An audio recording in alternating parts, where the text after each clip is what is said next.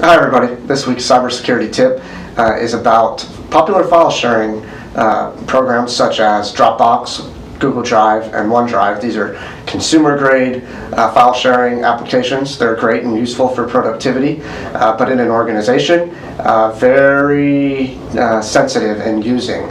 They need to be properly controlled. So, my tip here is basically don't use those unless necessary or unless controlled by the company.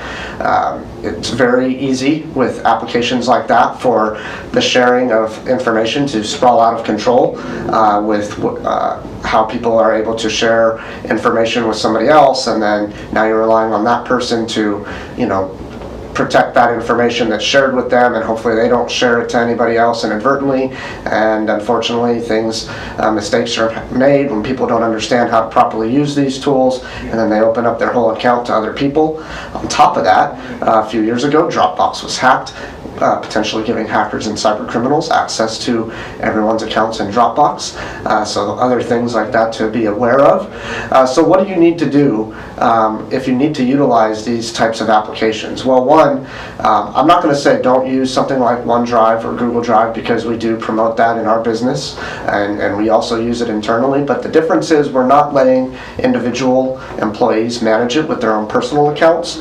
These are all set up and managed from us at a company level. So what do I mean by that is, for example, we're using Microsoft, SharePoint, and OneDrive. Everybody has to use their company provided email address and account to access this information. They're not allowed to use their personal account for this, which gives the company control. So if an employee leaves the organization, we can actually still access their information, back it up, restore their data, look at their data, see what they've had. We can also run reports and take a look at the information that they've shared and who it's been shared with. But it also has additional controls with, specifying an amount of time that somebody can view the information, or maybe they can only view it and not edit it, things like that.